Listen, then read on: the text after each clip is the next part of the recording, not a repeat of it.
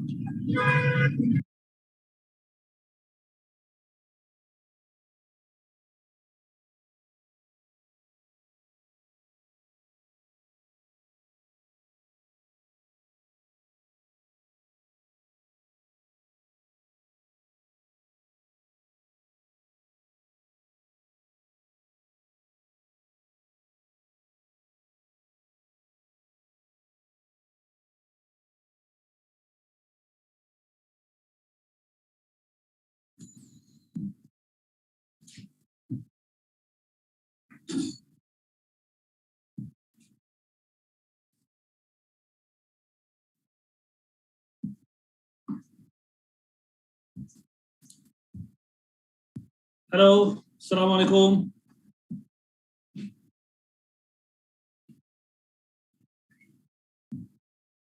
শুনতে পাচ্ছেন আমাকে? আসসালামু আলাইকুম। ওয়ালাইকুম আসসালাম স্যার, কেমন আছেন? ওয়ালাইকুম আসসালাম স্যার। আলহামদুলিল্লাহ ভালো আছি, আপনারা কেমন আছেন? জি স্যার, আলহামদুলিল্লাহ আমরা মাশাআল্লাহ মাশাআল্লাহ। তো আমরা কি সরাসরি চলে যাব লাস্ট ক্লাসে? একটু বাকি ছিল, আমার মনে হয় যে বাজেটের যেটা ইনকাম স্টেটমেন্ট আর ব্যালেন্স শিটের ওই লাস্ট একটু ফরম্যাট বাকি ছিল। আপনারা কি রিভিউ করেছিলেন ওটা, বাজেটের ওটা অঙ্কটা?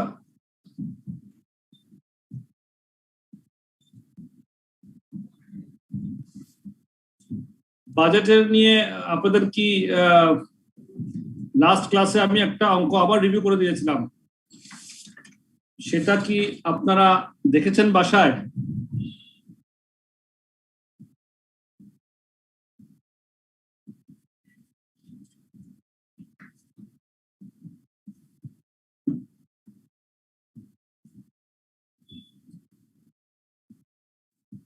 আমার কি ওইটা আবার রিভিউ করা দরকার আছে, ইনকাম স্টেটমেন্ট এবং ইয়েটা ব্যালেন্স শিটটা? আচ্ছা দরকার নাই, আমরা নতুন চ্যাপ্টার শুরু করতে পারি। কয়েকজনের রিকোয়েস্ট ছিল ইনকাম স্টেটমেন্ট এবং ওই যে ব্যালেন্স শিটটা আমি আর দেখাতে পারি নাই, ওরা কি ক্লাসে আছেন কিনা? এটা তো ইজি আছে, আমরা পারবো স্যার। এক্স্যাক্টলি। তো তারপরে যদি প্রয়োজন হয় আমি দেখাতে পারি। আমি মনে হয় যে নতুন চ্যাপ্টার চলে যেতে আজকে, ভালো হবে। আমরা নতুন চ্যাপ্টার শুরু করি, যদি সময় পাই তখন আমরা আবার প্রিভিয়াস চ্যাপ্টার নয় শুরু করবো। দেখাই দিলেন একটু শেষে, ক্লাস শেষে। আমি স্ক্রিনশট দিচ্ছি, স্ক্রিন দেখলে আপনারা আমাকে জানাবেন।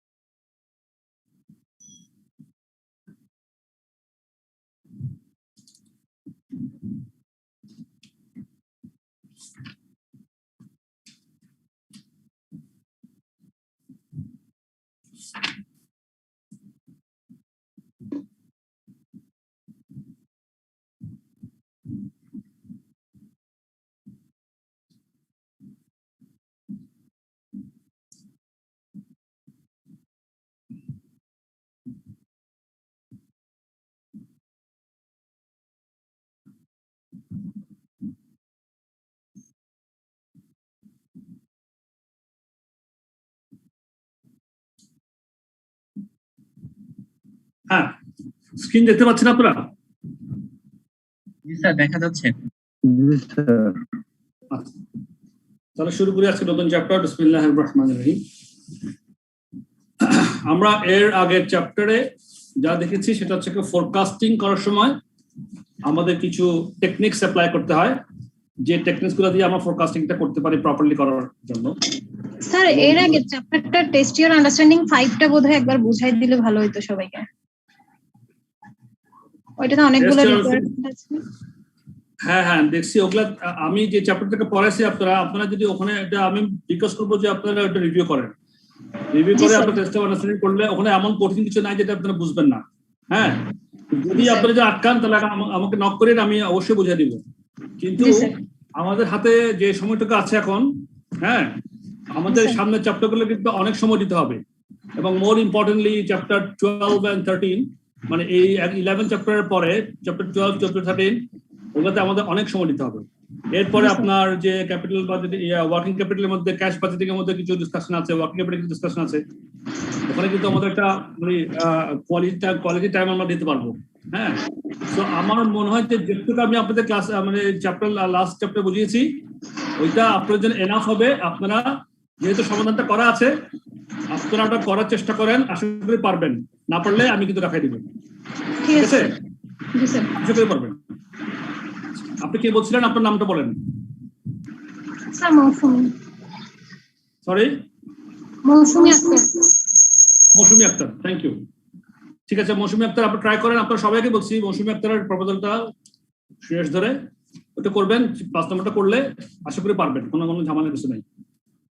আর তেমন কঠিন তো কিছু না। আমি তো কনসেপ্টটা আমি কিন্তু বেসিক্যালি চেষ্টা করবো আপনাদের কনসেপ্টটা একদম ক্লিয়ার করতে। কনসেপ্ট নিয়ে আমি বেশি আলোচনা করবো।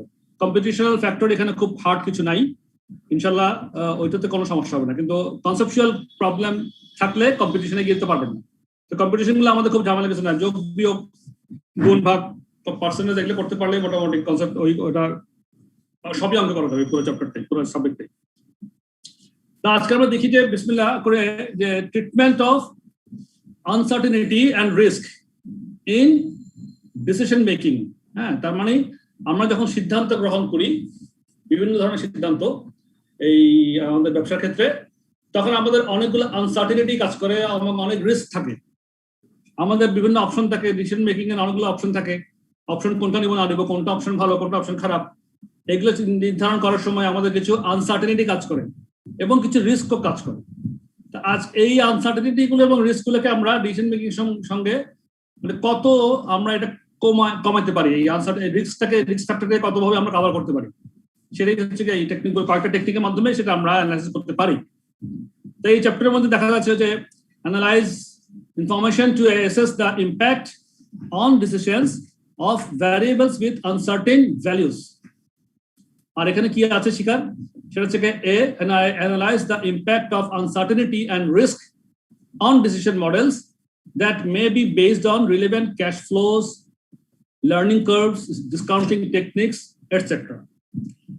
Apply sensitivity analysis to both short and long-term decision models to identify variables that might have significant impacts on project outcomes.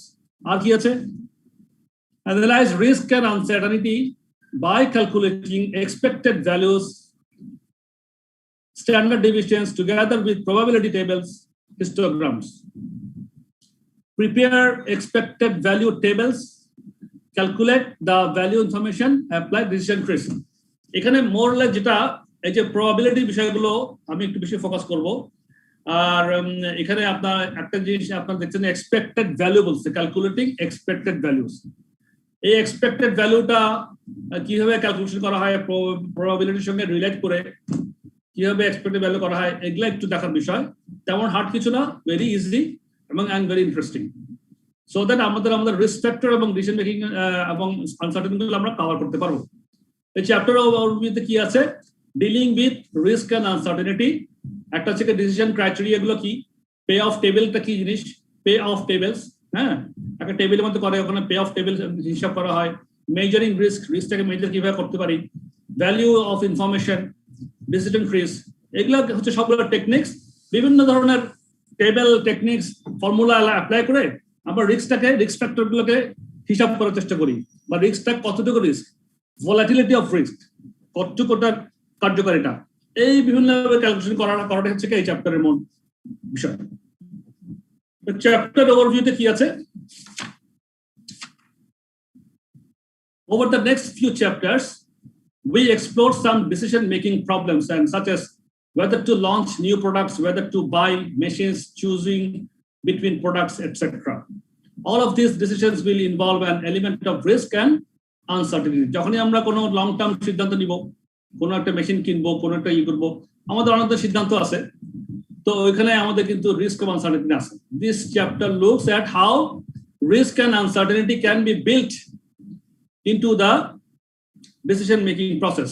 This is often achieved by building in probabilities for expected outcomes and using expected values and decision trees to assess the problem. এই যে expected value কথা বলতে, expected outcome কে probability সাথে relate করে expected value করা, এভাবে করে আমরা এগুলো দেখতে পারি। Forecasting and decision making often include an element of risk or uncertainty because they look to the future. They often involve estimates of future costs and benefits. In this chapter, we look at how this risk and uncertainty can be built into the decision-making process. Decision-making involves making decisions now about what will happen in the future. আমরা এখন সিদ্ধান্ত নিই ভবিষ্যতের জন্য, ভবিষ্যতে কি হবে সেটার জন্য আমরা এখন সিদ্ধান্ত নিই। তাতে কি হয়, আমাদের events in the future can be predicted, but managers can rarely be 100% confident that these predicted future events will actually arise. আমরা একটা প্রেডিকশন নিয়ে ডিসিশনটা করি, আমরা একটা অনুমানের উপর ভিত্তি করে সিদ্ধান্ত করলে ফিউচারের জন্য সিদ্ধান্তগুলো নিই, কিন্তু 100% কনফিডেন্স থাকে না আমাদের 100% কনফিডেন্স নিয়ে আমরা বলতে পারি না যে ভবিষ্যতে এই ঘটনাটা ঘটবেই বা এই ঘটনাটা ঘটবে না। 100% কনফিডেন্স থাকে না, আমাদের রিস্ক ফ্যাক্টর কাজ করে। তাহলে as actual results emerge, managers are likely to discover that they have achieved better or worse results than those predicted originally. There are several ways of dealing with this variability of outcomes. In this session, we will consider several different possible outcomes that may arise. It is common in practice to consider 3 possible outcomes: the most likely outcome, the pessimistic worst possible outcome, and the optimistic best possible outcome. Most possible, worst possible, best possible. 3টা outcome হতে পারে সাধারণত আমরা consider করি। Analysts may consider more than these 3 possibilities, but more information will become more complicated and cumbersome to analyze and understand. আচ্ছা, এবার risk এবং uncertainty কি জিনিস? Difference between risk and uncertainty. Uncertainty এবং রিস্কের মধ্যে একটা পার্থক্য আছে। রিস্কটা কিন্তু মেজার করা যায়, যে এত পার্সেন্ট রিস্ক আমরা বলি না, সাধারণত বলে থাকে এত পার্সেন্ট রিস্ক আছে।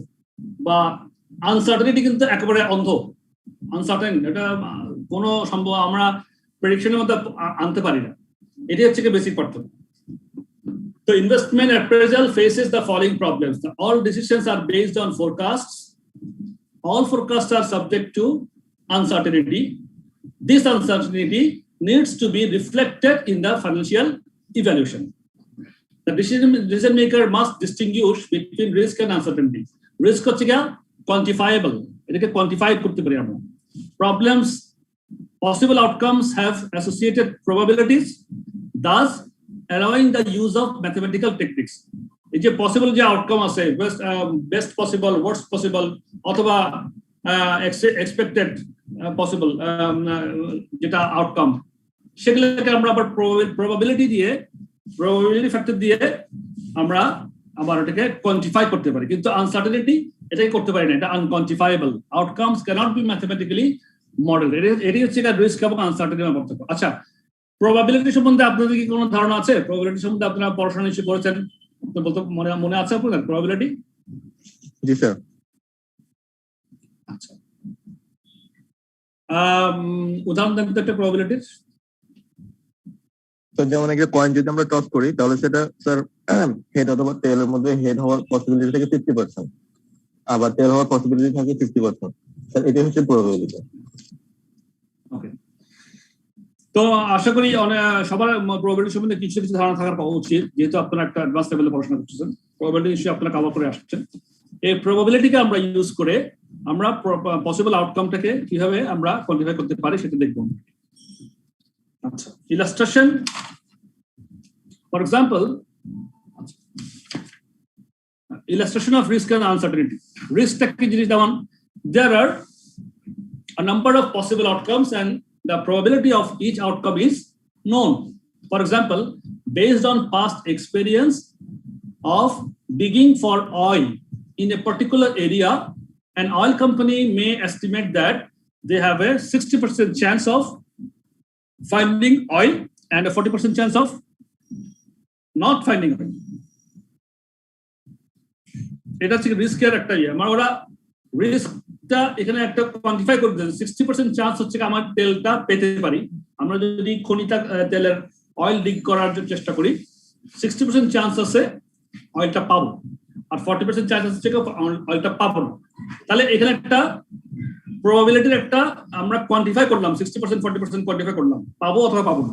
কিন্তু আনসার্টেনিটিতে there are a number of possible outcomes, but the probability of each outcome is not known. ওখানেও পসিবিলিটি আউটকাম অনেকগুলো থাকতে পারে, কিন্তু প্রবাবিলিটিটা আমরা কনফার্ম করে বলতে পারবো না। For example, the same oil company may dig for oil in a previously unexplored area.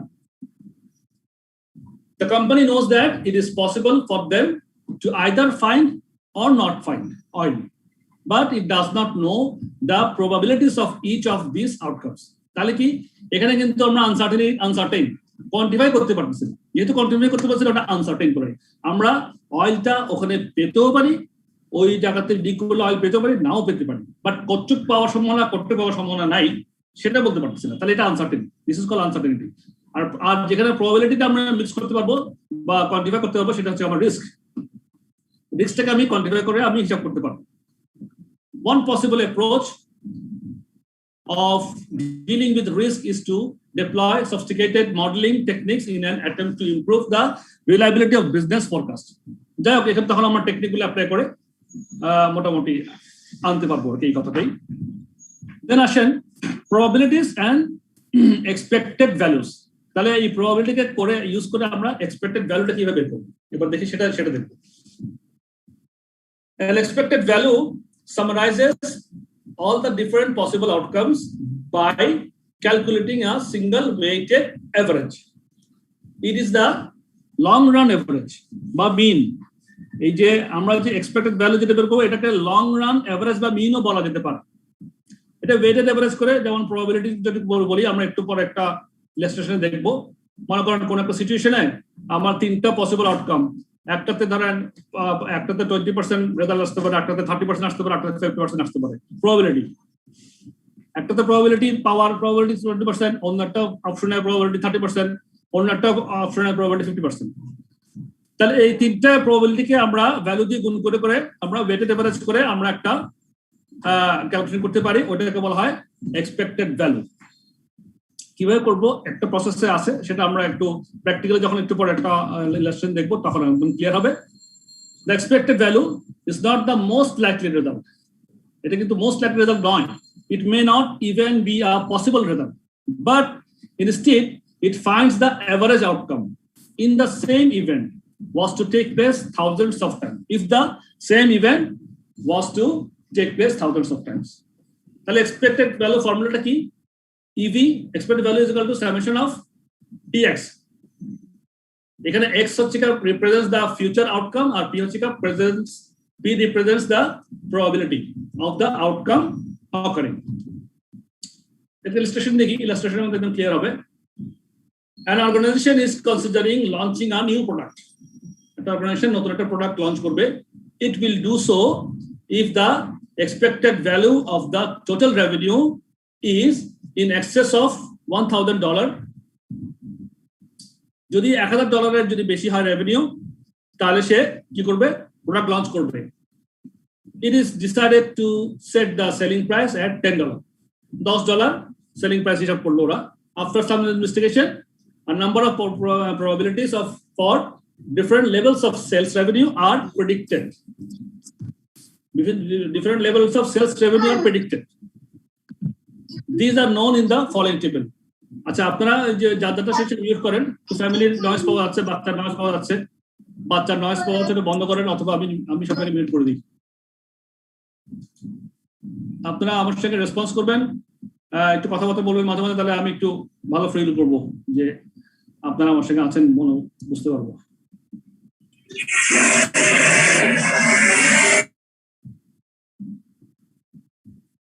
আমি সবাইকে মিউট করে দিচ্ছি, আপনারা আমার সঙ্গে আনমিউট করে কথা বলবেন। তো কি দাঁড়াচ্ছে এখন তাহলে সে বিভিন্ন ধরনের আউটপুট লেভেল হিসাব করছে এবং প্রবাবিলিটি দেখতেছে যে 10 টাকা করে বিক্রি হলে কি হয়। For after some investigation, a number of probabilities for different levels of sales revenue are predicted. These are shown in the following table. তাহলে ইউনিট সে 80টা সেল করলে তার 10 টাকা করে 800 টাকা হয়। এর প্রবাবিলিটি হচ্ছে 15% অথবা 0.15 মানে 15%, নিশ্চয়ই বুঝতেছেন এটা। তারপরে ইউনিট 100 ইউনিটের রেভিনিউ হচ্ছে 10 টাকা করে 1000 টাকা, এটার প্রবাবিলিটি হচ্ছে 50% প্রবাবিলিটি মানে 0.5%।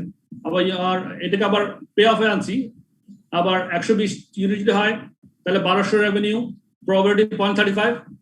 আর তাহলে এই রেভিনিউকে যখন আমরা প্রবাবিলিটি গুণ করব, এই যে আউটকামকে প্রবাবিলিটি 0.15 গুণ করলে 120 মানে 800 টাকা হওয়ার সম্ভাবনা 15%। এটাকে আমরা ওয়েটেড এভারেজ করার জন্য প্রবাবিলিটিকে আউটকামকে প্রবাবিলিটি দিয়ে গুণ করলাম, তাহলে এই 800 টাকার প্রবাবিলিটি হচ্ছে আমার 15% হিসেবে 120 টাকা।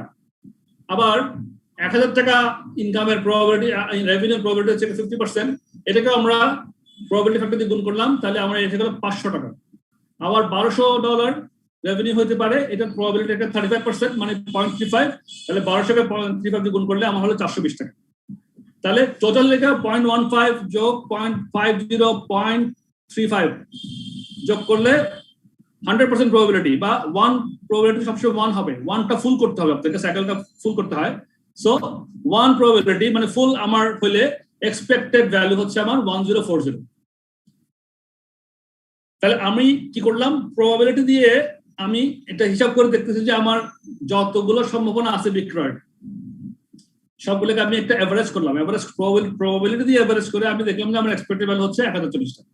এই একটা প্রসেস, একটা টেকনিক, এভাবে করে আমি এক্সপেক্টেড ভ্যালু বের করে আমরা এই আপনার আনসার্টেনিটি এই রিস্ক ফ্যাক্টরটাকে আমরা হিসাব করতে পারি। সো এইভাবে একটা গেল একটা। এখন কোম্পানির সিদ্ধান্ত হচ্ছে $1000 বেশি হইলে হ্যাঁ তাহলে সে বিক্রি করবে 10 টাকা সেলিং প্রাইস দিয়ে।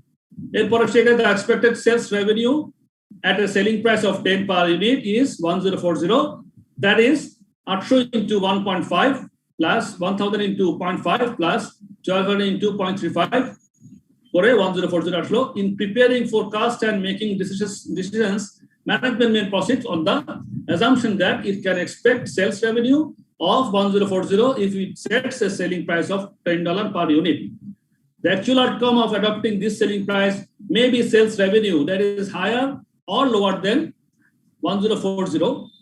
Actual outcome টা এটা সে কম বেশি হতে পারে, and 1040 is not even the most likely outcome. The most likely outcome is $1000 since this has the highest probability. এই যে $1000 কিন্তু মোস্ট লাইকলি, যেহেতু 50% প্রবাবিলিটি আছে, তাহলে মোস্ট লাইকলি প্রবাবিলিটি কিন্তু $1000। $1040 কিন্তু নট ইভেন আমার কনফার্ম না যে আমি পাবো কেউ পাবো, বাট আমি একটা হিসাব করে রাখলাম প্রবাবিলিটি ডিস্ট্রিবিউশন করে। এটাকে এই ধরনের ডিস্ট্রিবিউশনকে বলা হয় প্রবাবিলিটি ডিস্ট্রিবিউশন। প্রবাবিলিটি ডিস্ট্রিবিউশন করে আমি পে অফটা আলটিমেটলি আমার এক্সপেক্টেড ভ্যালু কত হতে পারে সেটা একটা হিসাব করলাম, আগে থেকে হিসাব করলাম, প্রেডিকশন করলাম। All this are prediction. So আমার সেজন্য বলতে and 1040 is not even the most likely outcome. The most likely outcome is $1000 since this has the highest probability. হিস্টোগ্রামের মাধ্যমে দেওয়া যায় যে যদি আপনার চার্টের মাধ্যমে দেন এরকম করে, এই যদি গ্রাফের মাধ্যমে দেন ওটাকে এই গ্রাফ আকারে যদি প্রবাবিলিটি যদি আপনি করেন প্রকাশ করেন তাহলে এটাকে হিস্টোগ্রাম বলে। একদিকে ইউনিট সেল দিলেন 80 100 120, এদিকে প্রবাবিলিটি দিলেন, এখানে গ্রাফে বসা দিলেন, এটাকে হিস্টোগ্রাম বলে। স্যার আমরা প্রবাবিলিটি কই পাইলাম স্যার? হ্যাঁ প্রবাবিলিটিটা কই পাইলাম স্যার? প্রবাবিলিটিটা কই পাইলাম? কই পাইলাম স্যার প্রবাবিলিটি কই পাইলাম? জি স্যার। প্রবাবিলিটি কই পাইলাম মানে প্রবাবিলিটি এখানে বলে দিয়েছে, ইলাস্ট্রেশনে বলে দিয়েছে যে আমার 100 মানে $80 80টা ইউনিট বিক্রি হবার সম্ভাবনা কই পাইলাম। আচ্ছা কই পাইলাম মানে এটাও একটা প্রেডিকশন, এটা আমরা একটা হয়তো মার্কেট অ্যানালাইসিস থেকে পাইলাম, হ্যাঁ, অথবা আমার আমার প্রিভিয়াস এক্সপেরিয়েন্স থেকে পাইলাম, অথবা আমার অন্যরা কম্পিটিশন যারা আছে ওদের কি অবস্থা সেখান থেকে পাইলাম, বিভিন্ন সোর্স থেকে আমরা পাইলাম। কিন্তু আমরা প্রবাবিলিটি কত হইতে পারে, কোনটার প্রবাবিলিটি কত, বা আমার লাইফ আমার মার্কেট সিচুয়েশন কি, কোন জায়গায় মার্কেটে জড়িত আছে, কোন এলাকাতে মার্কেট, ওই এলাকাতে ওখানকার কাস্টমার নেচারটা কেমন, ওখানে আমার মার্কেট ডিমান্ড কেমন হতে পারে, all this are forecasting, all this are prediction, ওইখান থেকেই প্রবাবিলিটি পাইলাম। ঠিক আছে, এগুলা সব অ্যাসাম্পশন। আচ্ছা ওকে স্যার। তারপর আসেন ক্যালকুলেটিং অ্যান এক্সপেক্টেড ভ্যালু। আবার দেখেন, a company has identified 4 possible outcomes from a new marketing strategy. সে একটা নতুন একটা কোম্পানি করলো, কি নতুন মার্কেটিং স্ট্র্যাটেজি করলো, ওখানে 4টা তার আউটকাম পাইলো সে। আচ্ছা এটা আপনারা নিজেরাই করতে পারবেন। এখন 4টা outcome A B C D। এ যদি আমার মার্কেটিং স্ট্র্যাটেজি এ নিই তাহলে আমার প্রফিট হওয়ার সম্ভাবনা হচ্ছে, প্রফিট হতে পারে $1,00,000 এবং যার প্রবাবিলিটি হচ্ছে 0.1, 10% প্রবাবিলিটি। যদি বিটা নিই তাহলে আমার $70,000 প্রফিট হতে পারে, প্রবাবিলিটি হচ্ছে 40% বা 0.40। আবার সি যদি নিই, সি যদি অপশনটা নিই তাহলে $50,000 প্রফিট হতে পারে, প্রবাবিলিটি হচ্ছে 0.3 বা 30% প্রবাবিলিটি।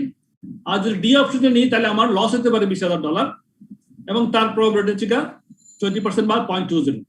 দেখেন আপনারা একটা খেয়াল করবেন যে 0.1, 0.4, 0.3, 0.2 সব যোগ করলে কিন্তু 1 হয়। দেখেন তো হয় কিনা?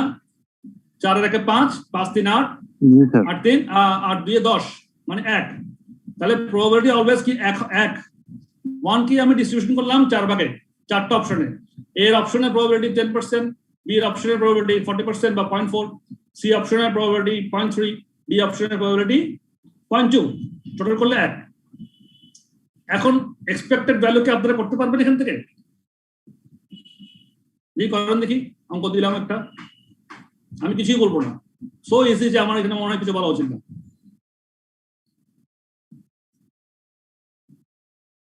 স্যার প্রফিট কে প্রবাবিলিটি দিয়ে গুণ করে দিব স্যার 49 হ্যাঁ স্যার প্রফিট কি কে বললেন? হ্যাঁ, কত বললেন? স্যার প্রফিট কে প্রবাবিলিটি দিয়ে গুণ করে দিব স্যার। হ্যাঁ, দুইটা কথাই ঠিক আছে, একজন বলছেন 49,000, আরেকজন বলছেন যে প্রফিট কে প্রবাবিলিটি গুণ করে যোগ করতে হবে, দুটি অপশন রাইট। সো এটা হচ্ছে কি, আমরা যেহেতু এক্সপেক্টেড ভ্যালু প্রবাবিলিটি 1 কে ফুল করার জন্য আমরা প্রত্যেকটা প্রবাবিলিটি গুণ করে আমরা এক্সপেক্টেড ভ্যালু বের করব। হ্যাঁ, 4 পসিবল আউটকাম কে আমরা স্ট্র্যাটেজি করে calculate the expected outcome of this strategy. তাহলে আমরা 1 লক্ষকে 10 দিয়ে গুণ করব, 0.1 দিয়ে গুণ করব, 70,000 যোগ 70,000 যোগ 0.4, 50,000 যোগ 50,000 ইনটু 0.3 মাইনাস 20,000 ইনটু 0.2, সবগুলোকে সব প্রবাবিলিটিকে যোগ করলে, সব এক্সপেক্টেড ভ্যালুকে যোগ করলে আমার প্রবাবিলিটি হচ্ছে কি 49,000। 49,000। এটা হচ্ছে কি এক্সপেক্টেড পসিবল আউটকামস কে আমি আইডেন্টিফাই করা। তারপর আসেন তাহলে ফার্দারমোর, not all decision makers will have the same attitude towards the risk. সব রিস্কের ক্ষেত্রে কিন্তু ডিসিশন মেকারদের যে একটা অ্যাটিটিউড থাকে, যারা ডিসিশন মেক করে তাদের মধ্যে বিভিন্ন ধরনের অ্যাটিটিউড থাকে। কেউ কেউ হচ্ছে কি আপনার রিস্ক নিউট্রাল, কেউ কেউ হচ্ছে রিস্ক সিকার, আর কেউ কেউ হচ্ছে রিস্ক অ্যাভার্স। হ্যাঁ, সব ডিসিশন মেকারের মাইন্ডসেট একই রকম না। কেউ রিস্ক বেশি নিতে পছন্দ চায় বা নিতে পারে, কেউ রিস্ক নিতে চায় না, নিতে পারে না, কেউ নিউট্রাল থাকতে চায়। তো রিস্ক নিউট্রাল যারা আছে তারা কি করে, এটা সাইকোলজিক্যাল অ্যাসপেক্ট থেকেও বলতে পারেন, এই ধরনের হতে পারে, মানুষের মধ্যে হিউম্যান নেচারের মধ্যে পার্থক্য থাকে। তো risk নিউট্রালরা, decision makers consider all possible outcomes and will select the strategy that maximizes the expected value or benefit.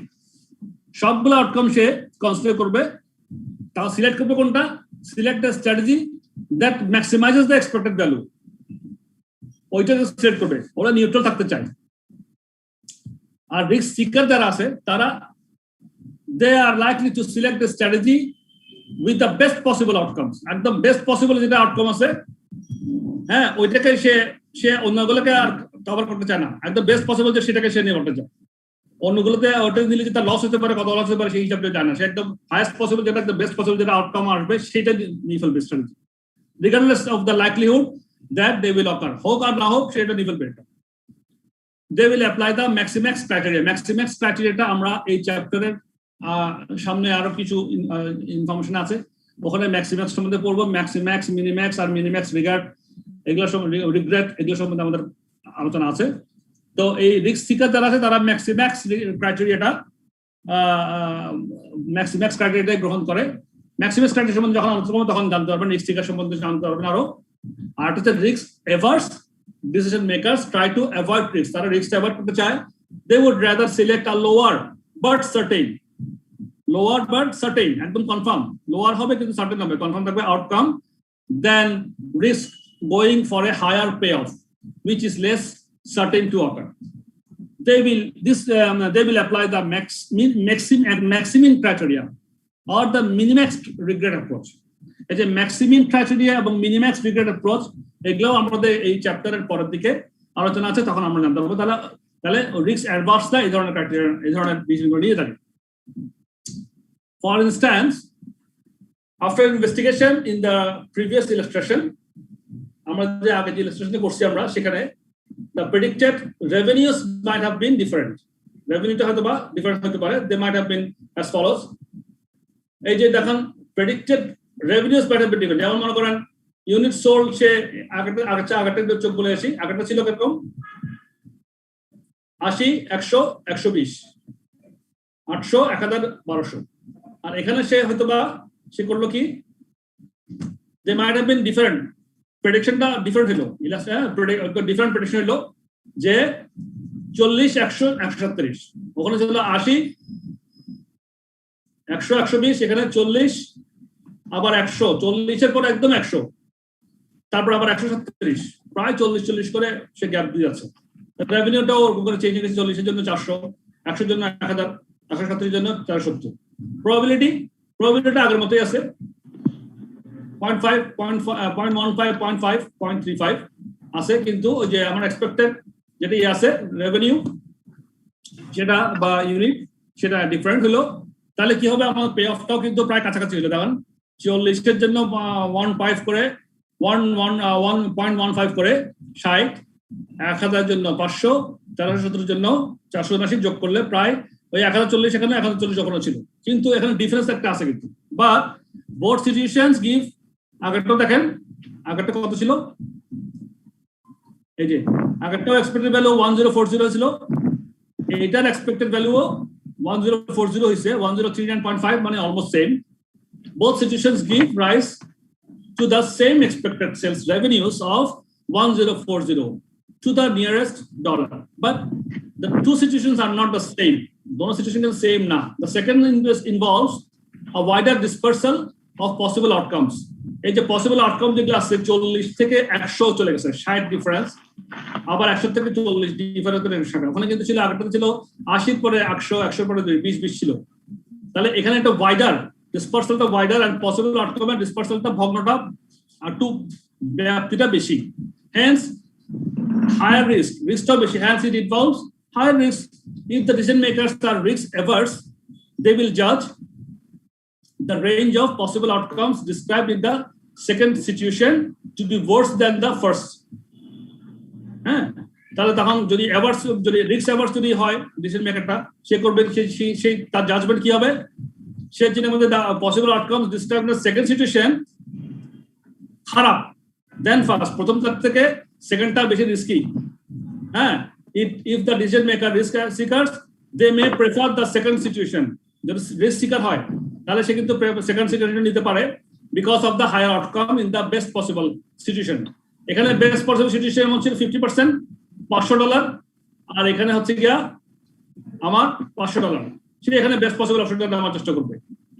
তাহলে কি হচ্ছে, however, in this case, the dire downside $400 may put them off. Whatever the case, it can be seen that the evaluation of the options solely on the basis of other expected value may not always be appropriate. So, এখানে যারা decision নিবে, decision মেকারটা আজকে সে risk neutral নাকি risk seeker নাকি risk averse, এই ধরনের mentality মাইন্ডসেটের কারণেও কিন্তু ডিসিশন চেঞ্জ হতে পারে। বাট আমরা এই একটা কোয়ান্টিফাই করে জিনিসটা দেখবো যে আসলে মানে আমাদের সিচুয়েশনে কি দাঁড়াচ্ছে, সেটা আমরা ডিসপ্লে করবো। ডিসপ্লে করার পর যদি ডিসিশন মেকিংটা ডিসিশন যারা মেক করবে, তারা তাদের চিন্তা অনুযায়ী, মেন্টালিটি অনুযায়ী, এক্সপেকটেশন অনুযায়ী এবং তাদের এবিলিটি অনুযায়ী সিদ্ধান্ত নিবে। এখানে একটা জিনিস কাজ করে, সেটা হচ্ছে ইউটিলিটি থিওরি। ইউটিলিটি থিওরি কি জিনিস, এটা হচ্ছে এটা ওই অ্যামাউন্ট অফ মানি কত ইনভলভ হচ্ছে, ওইটাই হচ্ছে ইউটিলিটি। যেমন মনে করেন, utility is another important aspect of risk and uncertainty. The basis of the theory is that an individual's attitude to certain risk profiles will depend on the amount of money involved. কত টাকা ওই ওখানের মধ্যে involve হচ্ছে, কম আর বেশি। কম আর বেশির মধ্যে কিন্তু রিস্কটা কিন্তু রিস্ক নেওয়ার ইচ্ছা পোষণ করা, রিস্ক নেওয়ার ক্ষমতা, রিস্ক নেওয়ার মাইন্ডসেট এবং ডিসিশনটা পারফেক্ট কোন সিদ্ধান্ত নিবে, এগুলা কিন্তু ওই যে অ্যামাউন্ট অফ মানি ইনভলভ কত হচ্ছে সেটাও তো একটা ইনফ্লুয়েন্স করে। For example, most people would accept a bet on the toss of a coin if the outcome were that they would win $6 if it came down heads, and if it came down tails they would pay $4. যদি এরকম কোন একটা bet হয়, কয়েনটা একটা কয়েনের মানে যদি ডাউন হেড হয় তাহলে সে $6 পাবে, আর যদি ডাউন টেল হয় সে $4 পে করবে। তাহলে এখানে $6 $4 খুব বেশি অ্যামাউন্ট না।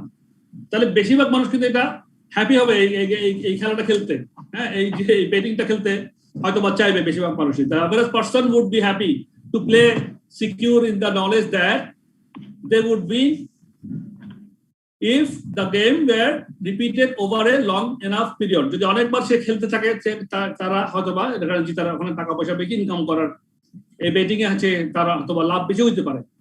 তখন যখন $6 $4 খুব বেশি অ্যামাউন্ট অফ মানি না, কিন্তু যদি বড় অ্যামাউন্টও মনে হয়, if the stakes were raised to so that the win was $6,000 on a single toss coming down heads and a loss of a $4,000 if it come down tails, তাহলে কিন্তু বেটটা কিন্তু অনেক বড় অ্যামাউন্ট রয়েছে, $6,000 $4,000 বিগ অ্যামাউন্ট।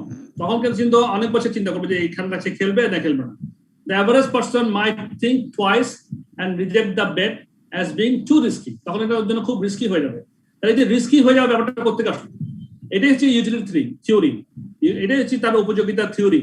ইউটিলিটি মানে উপযোগিতা এবং amount of money involve আছে, যে এখন কতটুকু সে ইনভলভ হচ্ছে, মানিটা কত ইনভলভ হচ্ছে, এটার উপরে কিন্তু তার ডিসিশনটা নির্ভর করতেছে। Utility theory attaches weights of the sums of money involved.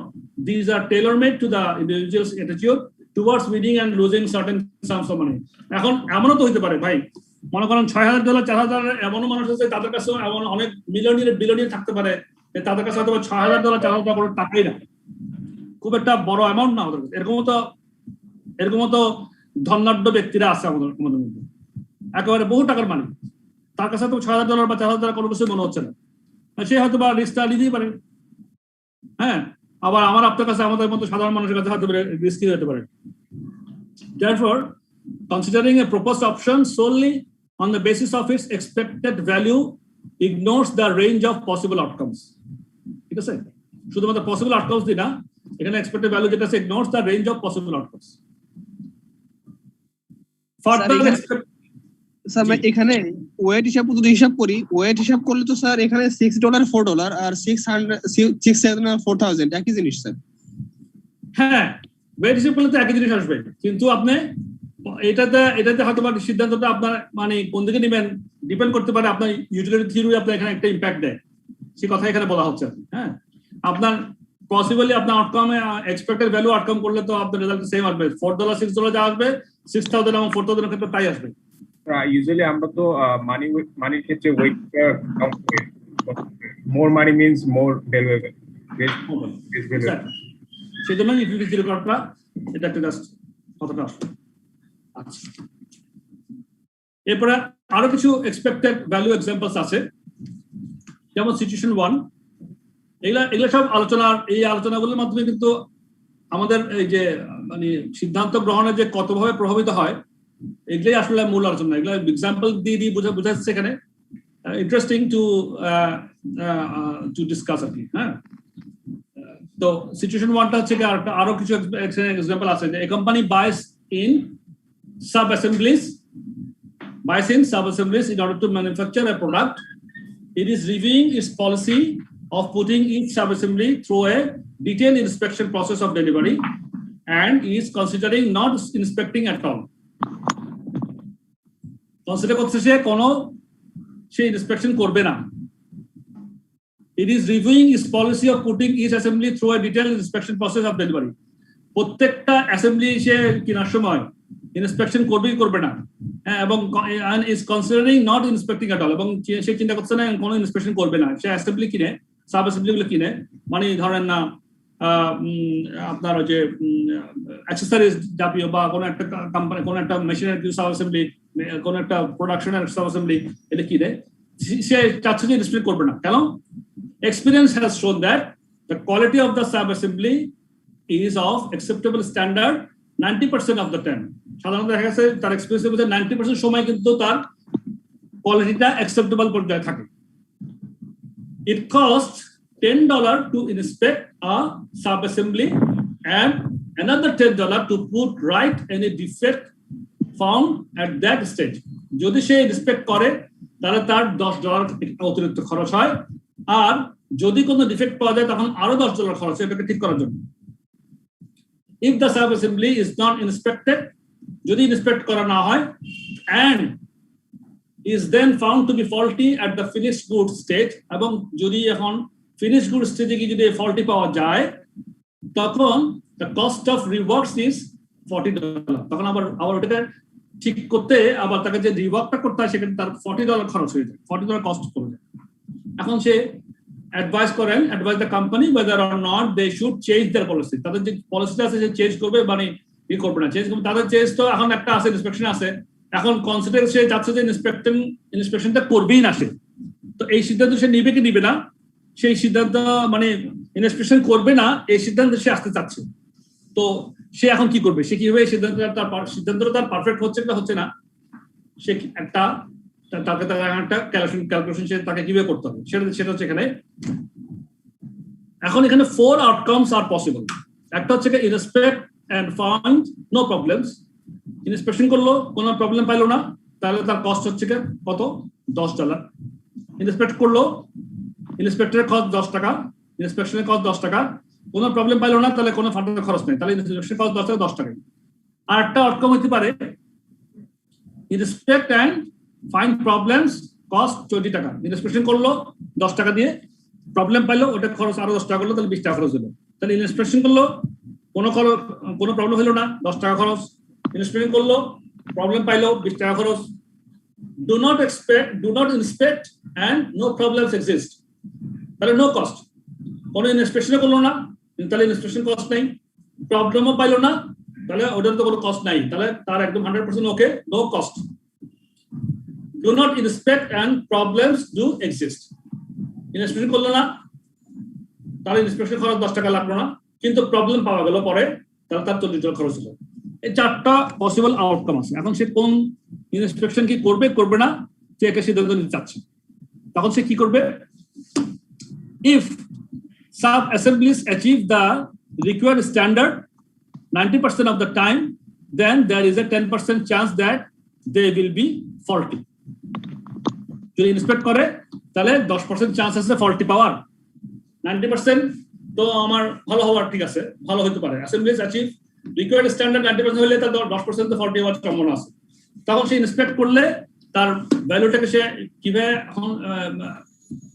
Distribution করবে, expected value of the cost of each policy. Inspect করলে 90% ইন্টু $10 প্লাস 10% ইন্টু $20, মানে যদি ফল্টি পাওয়া যায় তাহলে তার $20 খরচ, আর এই 90% এর জন্য $10 যে খরচ, এটা ইনস্পেকশনের খরচ, এটাকে 90% ইন্টু $10 প্লাস $20 ইন্টু 10% বললে সে তার খরচে ইনস্পেক্ট করলে তার আসলে খরচে কিন্তু ভ্যালু করলে কস্ট ভ্যালু করলে $11 খরচ। আর ডু নট ইনস্পেক্ট না করে তাহলে 90% ইন্টু ইনস্পেকশনের কোনো খরচ নাই, তাহলে 0, 90% ইন্টু $0 খরচ প্লাস 10% ইন্টু $40 খরচ, মানে 4 টাকা। সো এখানে তার এটা সে ডু নট এক্সপেক্ট করলে তার $4 আর ভ্যালু হচ্ছে এটা expected value of the cost. তাহলে ইনস্পেক্ট করলে তার $11 ভ্যালু হচ্ছে, ডু নট ইনস্পেক্ট না করলে $4 ভ্যালু হচ্ছে। Taken over a long enough period of time, অনেক দিন ধরে সময় ধরে যদি সে করে, a policy of not carrying out an inspection would lead to saving in cost of $7 per assembly. একটা অ্যাসেম্বলি যে লং টার্ম যদি হিসাব করে তখন হিসাব করলে তার পার অ্যাসেম্বলিতে $7 করে তার সেভিং হচ্ছে 11 থেকে 4 পাকলে ইন্সপেক্ট না করলে, on a purely quantitative analysis. Therefore this is the correct policy to adopt. তাহলে সে একটা ভ্যালু করে দেখলো যে আসলে ইন্সপেক্টর না করলে তার জন্য একটা সেভিং আছে।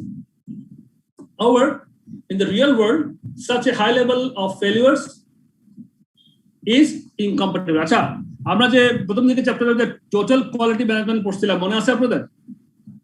বারে বারে আমি হিট করি প্রশ্নটা এই জায়গাতে এসে। হ্যাঁ TQM, total quality management. Total quality ম্যানেজমেন্টে কি আমাদের টোটাল কোয়ালিটি ম্যানেজমেন্ট যদি বলেন তাহলে এই যে 4টা অপশন আছে কোন অপশনটাকে আপনারা প্রেফার করবেন? TQM এ যদি যাই,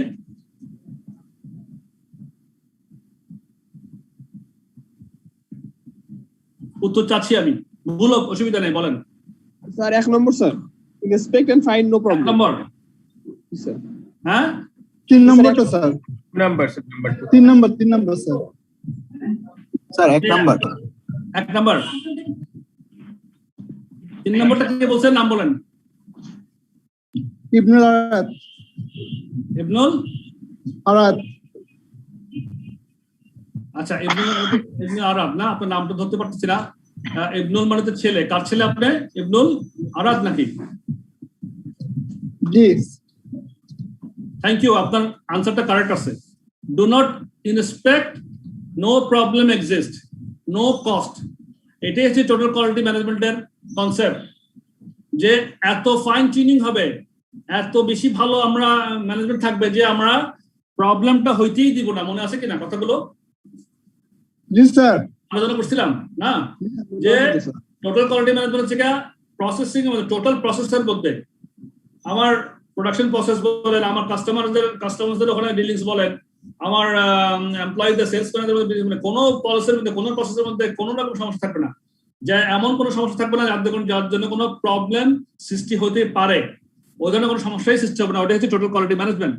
তো আমাদের ডু নট ইন্সপেক্ট আর নো প্রবলেম এক্সিস্ট হচ্ছে টোটাল কোয়ালিটি ম্যানেজমেন্টের কনসেপ্ট। তাহলে আমাদের কিন্তু বর্তমান যে ইয়েতে মডার্ন ইতে এই ইঞ্জিনিয়ার বলছে, however in the real world such a high level of failures is incompatible with the requirement for a quality product. যদি কোয়ালিটি প্রোডাক্ট করতে চান 10% ফল্টি থাকাটা কিন্তু বিরাট ফল্টি, কিন্তু ঠিক না? আপনারা প্র্যাকটিক্যালি যারা কাজ করেন তারা নিশ্চয়ই এটা আমার সঙ্গে এগ্রি করবেন। 10% faulty is a big fault, হতে পারে না এতগুলো।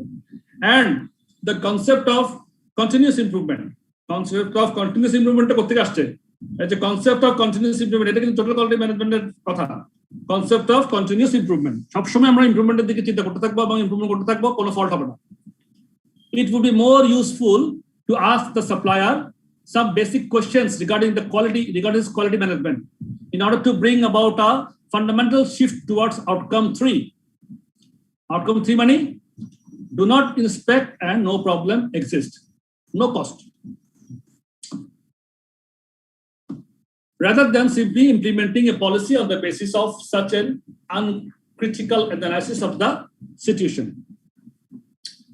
About situation 2 টা দেখি, আরেকটা সিচুয়েশন দেখছি এখানে। বলছে an individual is considering taking the production of a new musical in the West End.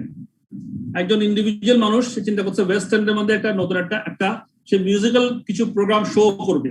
হ্যাঁ, কিছু মিউজিক্যাল শো করার জন্য সে একটা প্রোগ্রাম সে একটা উদ্যোগ নিল। It would cost $100,000 to stage for the first month. তার প্রথম মাসে $1,000 তার খরচ হবে। If it is well received by the critics, it will be kept open at the end of the first month for a further 6 months. যদি সে দেখা যায় 1 মাস চালানোর পরে, 1 মাসে তার $1,00,000 খরচ, 1 মাস চালানোর পরে যদি সে দেখা যায় না তার প্রোগ্রামগুলো ভালো হচ্ছে, সমালোচকরা তার নাম করছে, তখন সে আরো 6 মাস চালাবে, তার একটা সিদ্ধান্ত আছে। During which time further income would be $3,50,000 would be earned. সে তখন ওই সময় আরো $3,50,000 আর্ন করতে পারবে। If the critics dislike it, যদি ক্রিটিক্সরা যদি এটাকে ডিসলাইক করে, it will close at the end of the first month. যদি এটা সমালোচনা করে, ভালো পছন্দ না করে, তাহলে সে বন্ধ করে দেবে। And there is a 50-50 chance of a favorable review. এবং ক্রিটিক্সটা তার সুনাম করবে, তার ব্যবসা ভালো হবে, এটার চান্স হচ্ছে 50-50 হতে পারে, 50% হতে নাও হতে পারে। এখন সে চিন্তা করছে should the individual invest in the musical, সে কি এখানে ইনভেস্ট করবে? তো সে এখানে আমরা হিসাব করতেছি কি হবে, দ্য এক্সপেক্টেড ভ্যালু, ওই আবার এক্সপেক্টেড ভ্যালুটা হিসাব করবো। Expected value of backing the musical, expected ভ্যালুটা কি? আমাদের $2,50,000 আর্ন হতে পারে, মানে 3,50,000 থেকে $1,00,000 বাদ দিলাম, তাহলে আমার নেট আর্ন হতে পারে $2,50,000 টাকা। এটার চান্স হচ্ছে 50%, 0.5 দিয়ে গুণ করলাম, আর $1,00,000 একদম লস হওয়ার চান্স হচ্ছে তাহলে 50%, তাহলে এটাকে 0.5 দিয়ে গুণ করলাম, যোগ বিয়োগ করে আমরা নেট করলাম $75,000 আমাদের হতে পারে। এটা হচ্ছে আমার expected value of backing the musical. As this provides a positive return, it would be accepted on the basis of expected values as the alternative yields 0. যদি নাই করি তাহলে তো আমার 0 পাচ্ছি, সুতরাং অল্টারনেটিভলি আমি করলে বরং 75,000 আমি প্লাস হচ্ছি। However, the expected value can be misleading here as it is a one-off situation and the expected profit of $75,000 is not a feasible outcome. The only feasible outcomes of this project are a profit of $250,000 or a loss of $1,00,000. সে $5,000 সে মানে feasible হচ্ছে কি তার জন্যই $2,50,000 হলে ঠিক আছে, অথবা loss করবে ওয়ান অফ, মানে হয় $2,50,000 তার লাভ হবে অথবা সে $1,00,000 লস করবে। এখানে দেখেন, while almost everybody would welcome a profit of $2,50,000, not many individuals could afford to sustain a loss of $100,000 and they would place a high utility on such a loss. তাহলে এক্ষেত্রে দেখেন $2,50,000 যদি আমার আর্ন হয়, কারো আর্ন হয়, সে almost সবাই এটাকে ওয়েলকাম করবে। কিন্তু বেশিরভাগই অনেকে কিন্তু $1,00,000 লস হওয়ার টাকায় কিন্তু এফোর্ড করতে পারবে না, এফোর্ডেবল হবে না, যেহেতু এখানে ইউটিলিটি, যে হাই ইউটিলিটির বিষয়টা চলে আসে। Many investors would be risk averse in such a situation because they would not consider that a 50% chance of making $250,000 was worth and equal 50% risk of losing $100,000. বেশিরভাগই কিন্তু এটা কম্পেয়ার করতে গিয়ে মুশকিলে পড়ে যাবে খুব। On the other hand, if the individual were a multimillionaire, যদি সে মাল্টিমিলিয়নার হয়, তার অনেক মিলিয়ন ডলার টাকা আছে, এরকম যদি হয়, তাহলে কি হবে?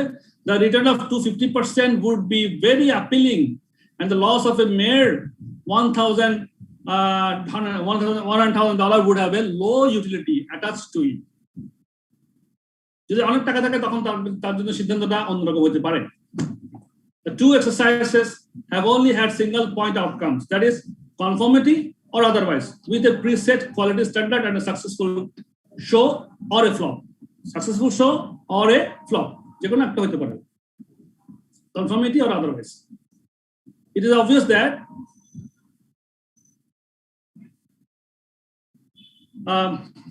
একটা মিনিট সময় নেই, আদার হচ্ছে। হ্যাঁ,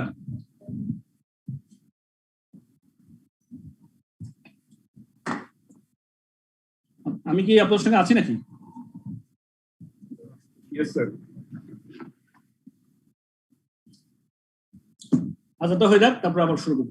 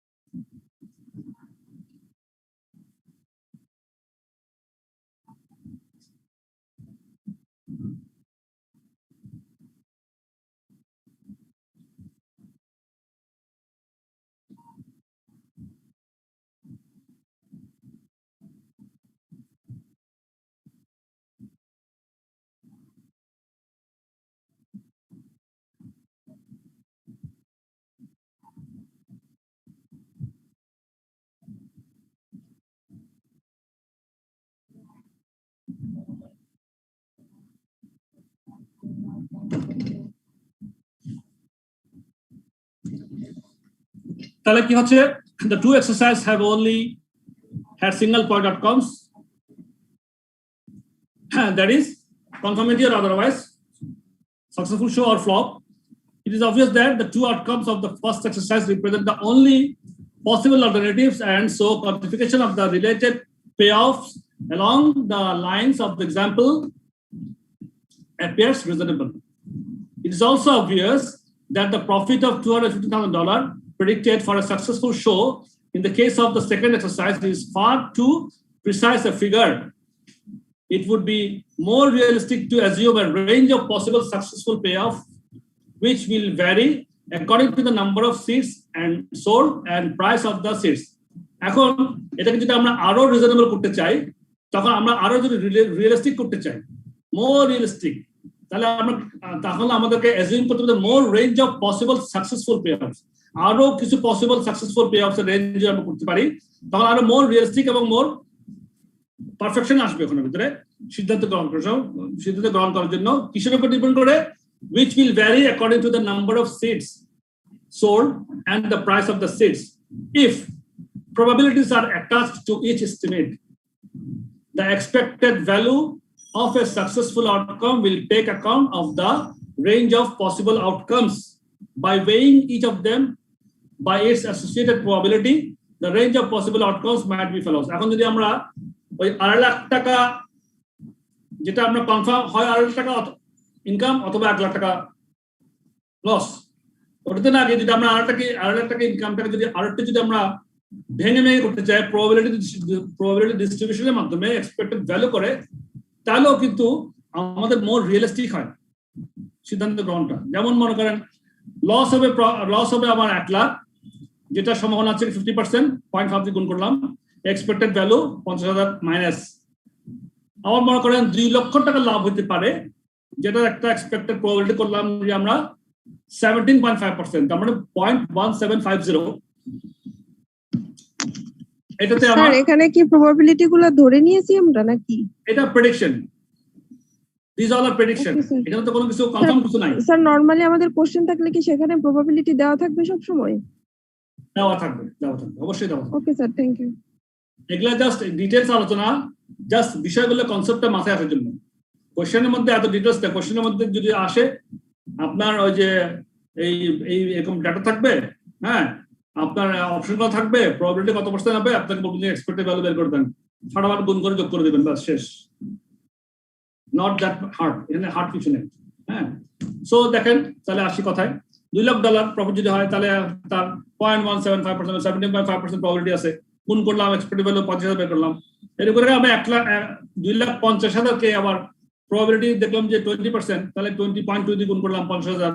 3 লাখের প্রবাবিলিটি হচ্ছে 0.7.5%, এটা জিরো, এখানে এই জিরোটা হবে না, 0.007 হবে, 0.075 হবে, তাহলে 7.5% হবে। 3 লাখকে 7.5% গুণ করলে 22,500 হবে।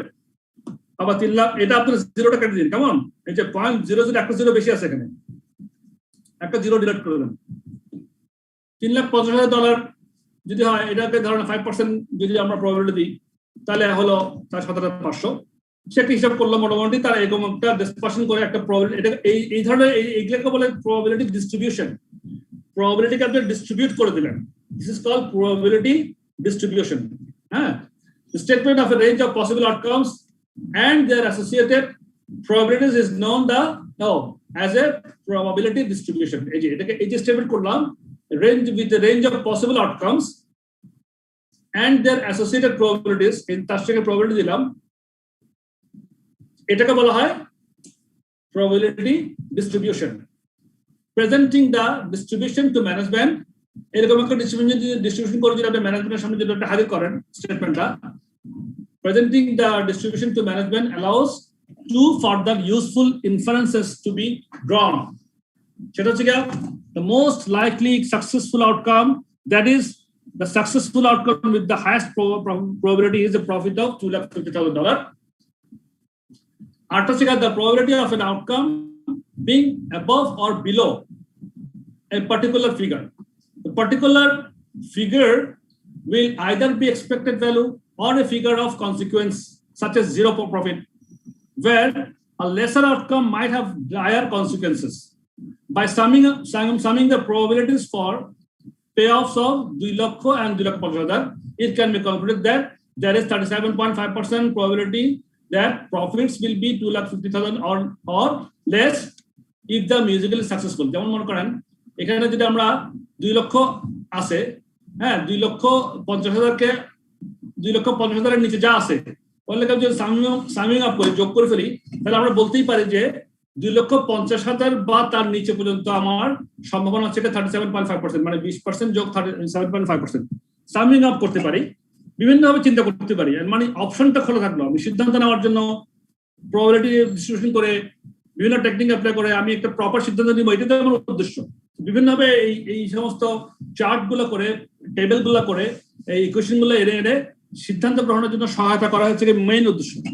সো আমরা এক্ষেত্রে আমরা বলতে পারি যে আমার 2.5 লক্ষ পর্যন্ত আমার সম্ভাবনা হচ্ছে 37.5%, আর 2.5 লক্ষের উপরে 3 লক্ষের উপরে হচ্ছে 3.5 লক্ষ পর্যন্ত আমার, and it can be concluded that there is a 37.5% probability that profits will be $2,50,000 or less if the musical is successful. By summing those for 3 lakh and $350,000, it can be determined that the probability of a profit of 3 lakh or more in the event of success is only 12.5%.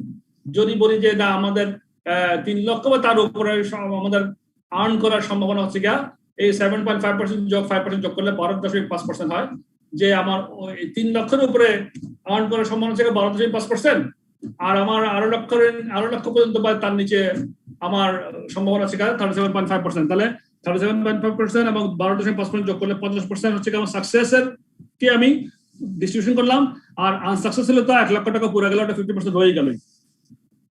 এভাবে করার পরে হলো কি আসলে বিষয়টা এক্সাম্পলের মধ্যে আমরা যেটা আসলে এখানে ফোকাস করার চেষ্টা করতেছিলাম সেটা হচ্ছে প্রবাবিলিটি ডিস্ট্রিবিউশন করে সিদ্ধান্তগুলো নেওয়ার জন্য সহযোগিতা করা, এটাই হচ্ছে মুখ্য উদ্দেশ্য। আচ্ছা, এই গেল একটা জিনিস আমাদের প্রবাবিলিটি ডিস্ট্রিবিউশন সম্বন্ধে। আরেকটা সেবার স্ট্যান্ডার্ড ডেভিয়েশন। স্ট্যান্ডার্ড ডেভিয়েশন আপনারা নিশ্চয়ই করছেন, মনে হয় স্ট্যাটিস্টিক্স এর করছেন না আপনারা? অনেকে করছেন? জি স্যার করছি। জি স্যার। ওই সেম জিনিসটাই স্ট্যান্ডার্ড ডিভিশন টেকনিক্স অ্যাপ্লাই করে এটাও সিদ্ধান্ত করার জন্য আমাদের কাজে লাগাতে পারে।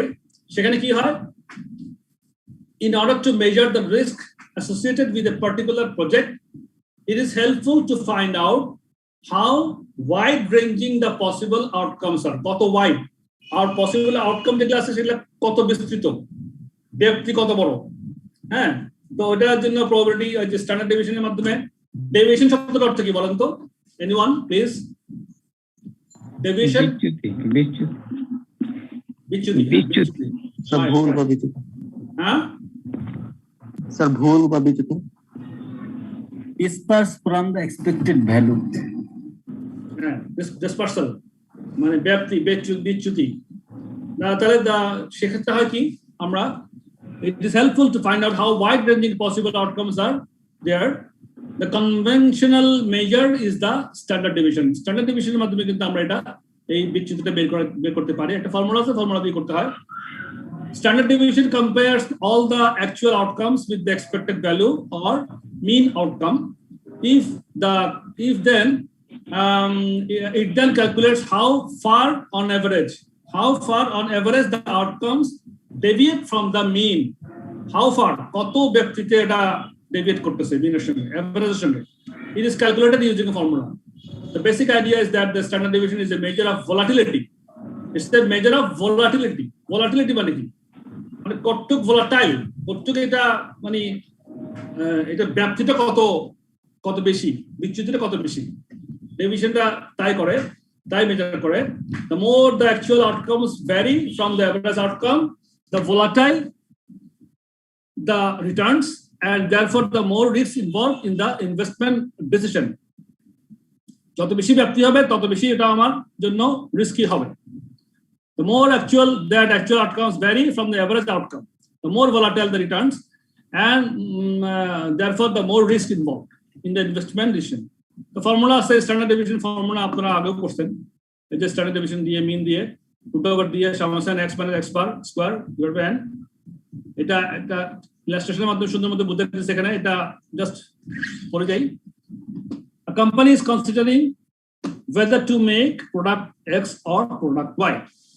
Product X করবে না product Y করবে, সে কনসিডার করছে।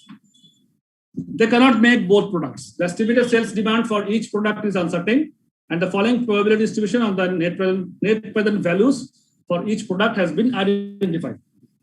সেখানে estimated sales demand for each product is uncertain. Sales demanded uncertain, and the following probability distribution of the net present values for each product has been identified. সে এখন net present ভ্যালুটা দিয়ে বিভিন্ন ধরনের probability distribution করে একটা expected value বের করার চেষ্টা করছে এখানে।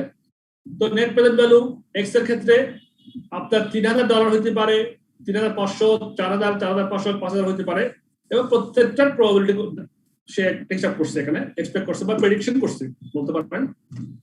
$3,000 এর প্রবাবিলিটি হচ্ছে 10% প্রবাবিলিটি 1.1, আর এক্সপেক্টেড ভ্যালু বের করে বলছে 3,000 এর 10% মানে 300। 3,500 প্রবাবিলিটি 20% বা 0.2, এক্সপেক্টেড ভ্যালু 700 মানে 3,500 গুণ 0.2।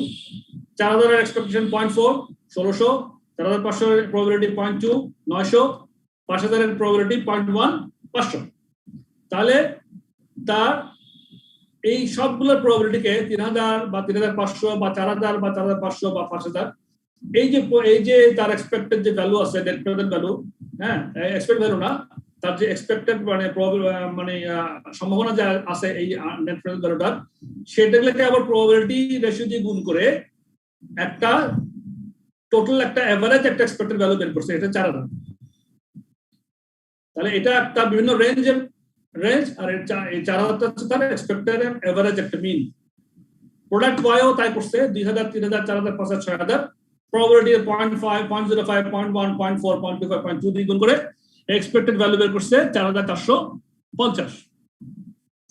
এখন using an expected value approach, the company's decision would be to produce product Y. যদি এক্সপেক্টেড ভ্যালু যদি হিসাব করেন, তাহলে x থেকে y এর এক্সপেক্টেড ভ্যালুটা 4,450 যেহেতু বেশি, 450 টাকা যেহেতু বেশি, তাহলে এই অ্যাপ্রোচ যদি যাই তাহলে আমরা কোম্পানি কিন্তু প্রোডাক্ট Y টা ডিসিশন নিতে পারে। However, let's consider the standard deviation calculations for each product. এখন এক্সপেক্টেড ভ্যালু হিসেব করলে তো আমি 4,450 যেহেতু বেশি, 450 যেহেতু x এর বেশি, সো এটা নিলাম। কিন্তু স্ট্যান্ডার্ড ডেভিয়েশন করলে হয়তো বা আমার বিচ্যুতি কতটুক, মানে আমার এই স্ট্যান্ডার্ড মিন থেকে আমার এনপিভি যে বিচ্যুতিটা আছে, এগুলা আমি স্ট্যান্ডার্ড ডেভিয়েশন করে দেখতে চাই যে আসলে বিচ্যুতিটা কতটুকু আছে, সেটা একটা হিসাব আমরা করব। তখন আমি হিসাব করতে গিয়ে আমরা এই ফর্মুলা অনুযায়ী ফেলবো এটাকে net present value deviation from expected value. এই 4,000 থেকে 3,000 গুলো বিয়োগ করবো, প্রত্যেকটা বিয়োগ করে আমরা স্কোয়ার করব। যেমন এক্স এর ক্ষেত্রে 3,000 বিয়োগ 4,000, 3,500 বিয়োগ 4,000, 4,000 বিয়োগ 4,000, 4,500 বিয়োগ 4,000, 5,000 বিয়োগ 4,000। এই যে এই 3,500, 4,000, 4,500, 5,000 এইগুলোকে আমরা 4,000 থেকে বিয়োগ করে তাহলে আমরা net present value deviation from the expected value. Expected value তো আমরা 4,000 বের করছি, তার ডেভিয়েশনটা কত বের করলাম, তারপরে ডেভিয়েশন গুলোকে আমরা স্কোয়ার করলাম। 1,000 কে -1,000 কে স্কোয়ার করলে 1 মিলিয়ন হয়, -500 কে স্কোয়ার করলে 2,050 হয়, তারপরে 0 কে স্কোয়ার করলে 0 হয়, 500 কে স্কোয়ার করলে 250 হয়, আর 1,000 কে স্কোয়ার করলে 1 মিলিয়ন হয়। এরপরে আবার এই স্কোয়ার ডেভিয়েশনকে আবার প্রবাবিলিটি ফ্যাক্টর দিয়ে গুণ করলাম, 0.1, 0.2, 0.4, 0.2, 0.1 যেরকম ছিল আমাদের এক্স এর ক্ষেত্রে, সেটা গুণ করলাম। গুণ করার পরে আমাদের ওয়েটেড অ্যামাউন্ট এসে গেল। স্কোয়ার ডেভিয়েশনের প্রবাবিলিটি করে আমরা ওয়েটেড এভারেজ করে ওয়েটেড মিন করলাম, একটা $3,000 পেয়ে গেলাম, যোগ করে আমাদের সাম অফ ওয়েটেড স্কোয়ার ডেভিয়েশন। তাহলে এটাও একটা এভারেজ, তাহলে 3 লাখ পেয়ে গেলাম। এখন এটাকে যদি স্কোয়ার রুট করেন, রুট ওভার করেন, তাহলে আমাদের 3 লাখকে রুট ওভার করলে 5,47,547.72 হয়। তাহলে স্ট্যান্ডার্ড ডেভিয়েশন পেয়ে গেলাম আমরা 547.72, আর যার এক্সপেক্টেড ভ্যালু হচ্ছে 4,000। সেম একইভাবে প্রোডাক্ট ওয়াইটাও দেখবো। ওয়াইটাও আমরা 2,000 দিয়ে দেখেন, ওয়াইটা 2,000, 3,000, 4,000, 5,000, 6,000 আর এক্সপেক্টেড ভ্যালু 4,450। তো বিয়োগ করবে একই রকম ভাবে 2,000 থেকে 4,500, 4,450 বিয়োগ, 3,000 থেকেও বিয়োগ, 4,000 থেকে 5,000 থেকে 6,000 থেকেও 4,450 বিয়োগ করার পরে যা আসবে ওটাকে স্ট্যান্ডার্ড স্কোয়ার ডেভিয়েশন করলাম। করার পরে আবার প্রবাবিলিটি যেটা আছে ওয়াই এর ক্ষেত্রে, এই যে ওয়াই এর ক্ষেত্রে 0.05, 0.1, 0.4, 0.25, 0.20 বসালাম। বসায়া ওইটা কি আমরা ওয়েটেড এভারেজ করলাম, কইরা সাম এই সবগুলোকে ওয়েটেড যোগ করলাম, যোগ করে 1147.5 হইলো, যা 11,37,500। এটাকে আবার রুট ওভার করলে 1071.21 হয়, স্ট্যান্ডার্ড ডেভিয়েশন পেয়ে গেলাম। সো এটা এক্সপেক্টেড ভ্যালু ছিল 4,450। এখন বিচ্যুতি কার বেশি স্ট্যান্ডার্ড ডেভিয়েশনে? ওয়াই এর বেশি। হ্যাঁ, অবশ্যই আমরা দেখেন যদি এক্সপেক্টেড ভ্যালুর ক্ষেত্রে যদি আমরা এক্সপেক্টেড ভ্যালুর উপর যদি আমরা সিদ্ধান্ত নিই, তাহলে আমরা হয়তোবা এক্সট্রা প্রোডাক্ট ওয়াইটাই আমরা সিদ্ধান্ত নিব যে এটা এক্সপেক্টেড ভ্যালু বেশি। কিন্তু আমরা স্ট্যান্ডার্ড ডেভিয়েশন করে দেখলাম যে না, বিচ্যুতিটা আবার প্রোডাক্ট ওয়াই এর ক্ষেত্রে বেশি। হ্যাঁ, মোর risky.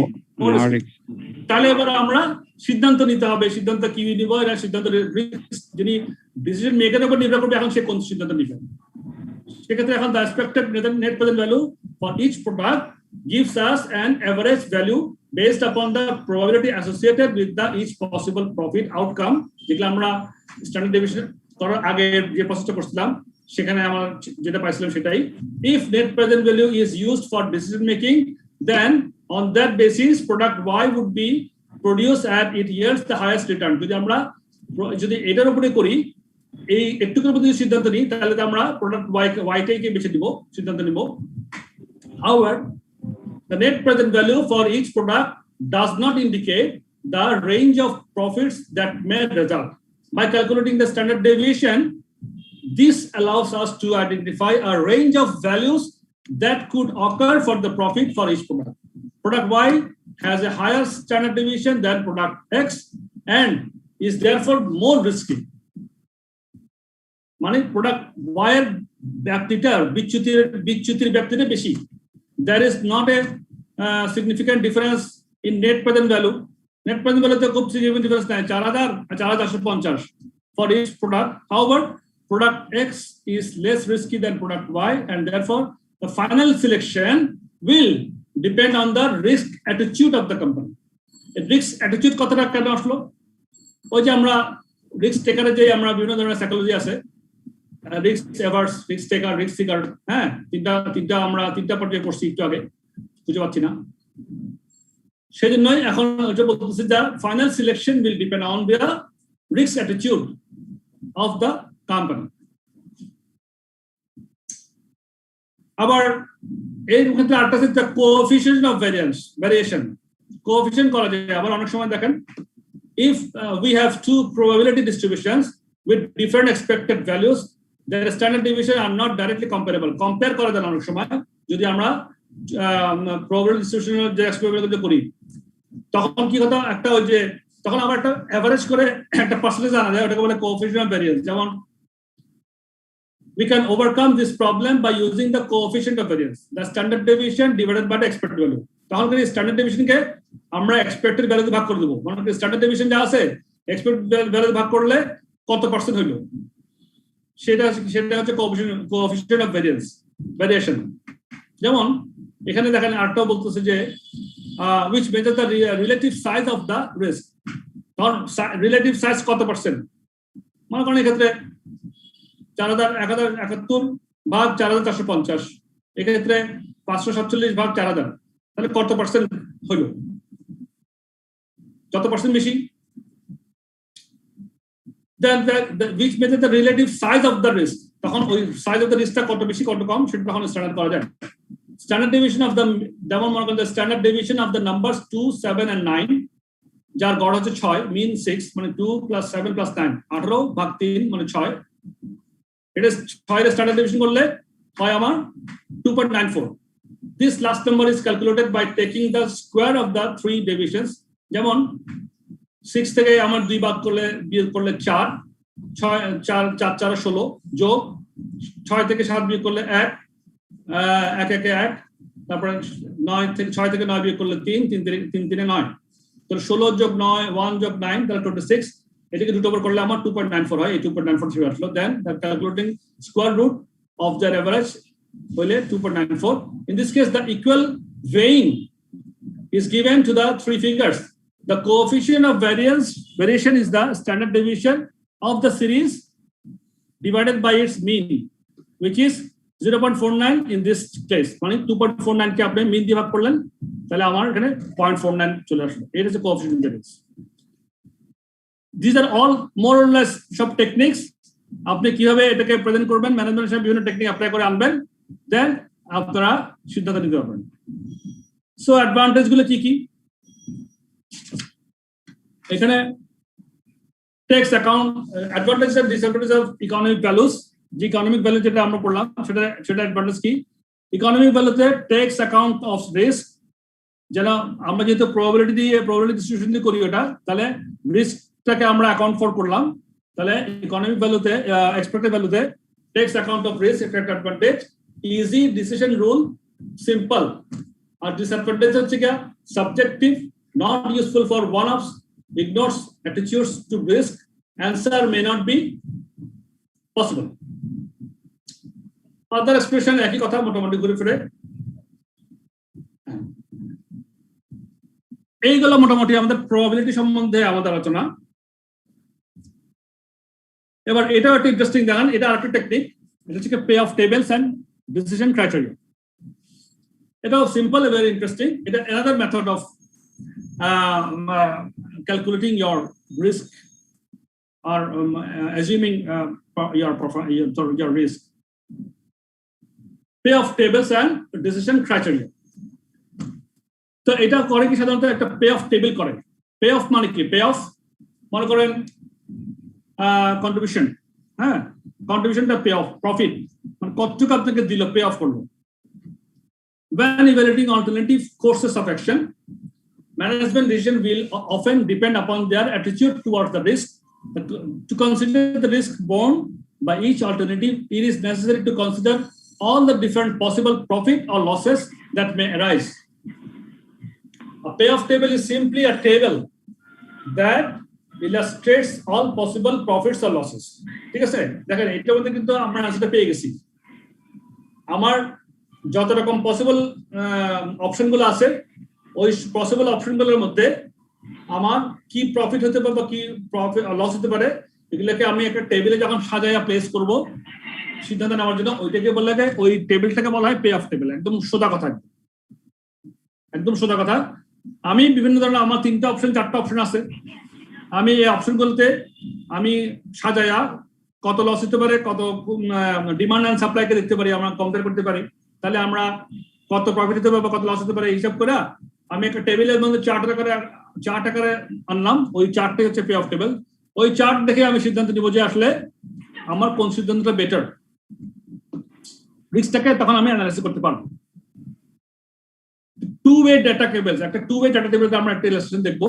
Two-way data tables are used to represent interrelated data is an easy to understand manner. For example, consider a company who are unsure about both selling price and variable cost. একটা company unsure, জানে না সে তার selling price কি হওয়া উচিত কিংবা variable cost তার কত হতে পারে।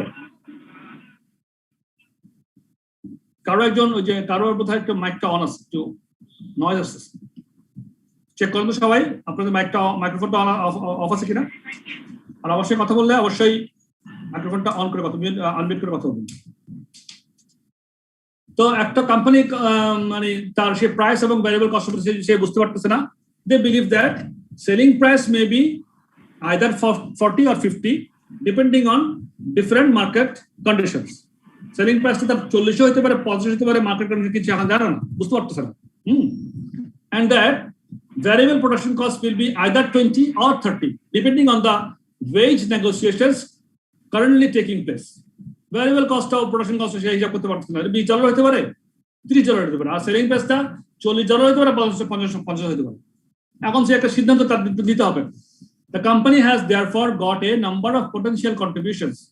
তখন সে কন্ট্রিবিউশনটা হিসাব করতে গেলে তার এখন বিভিন্ন ধরনের কন্ট্রিবিউশন তার রেজাল্ট আসবে।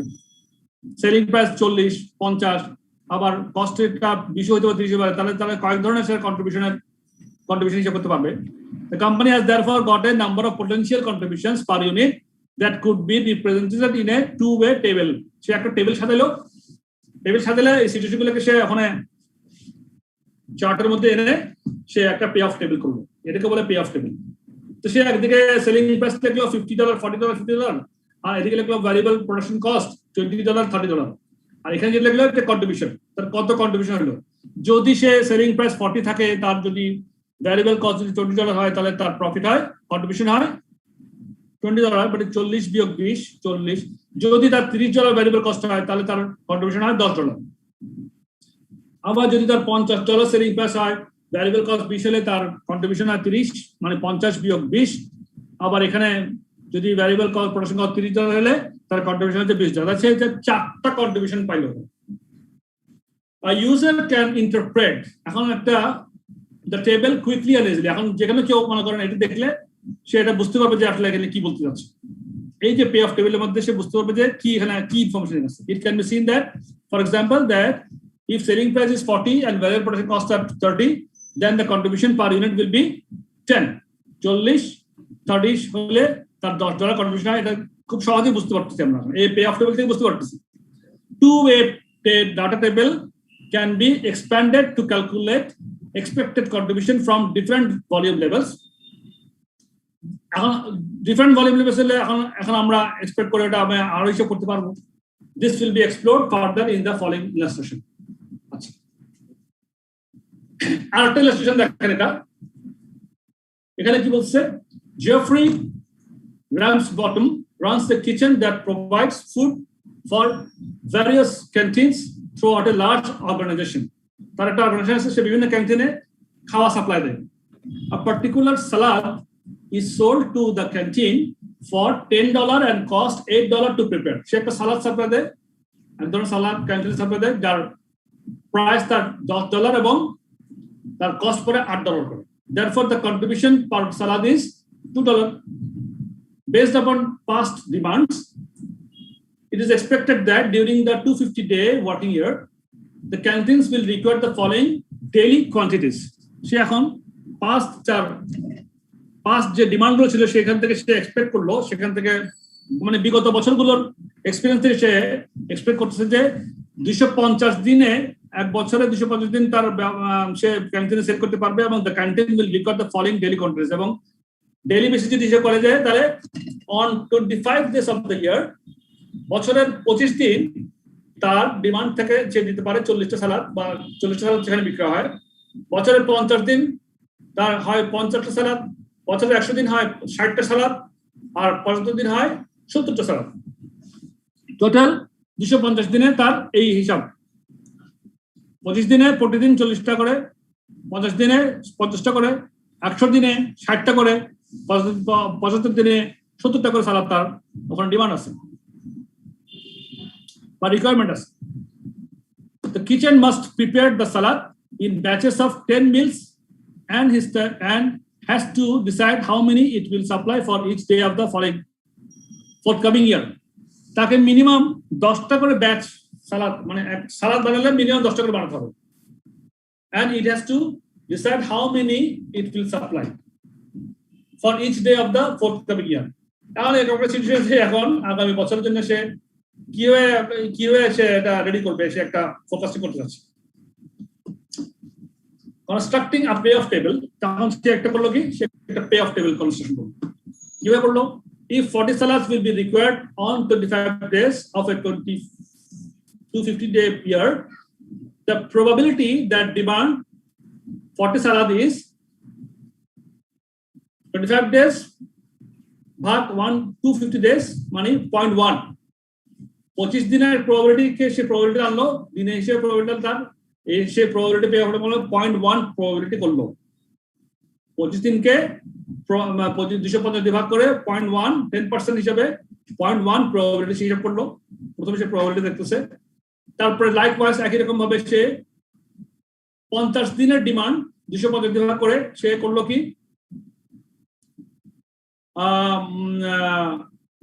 ডিমান্ড অফ 50 সালাদ 50 দিন করলে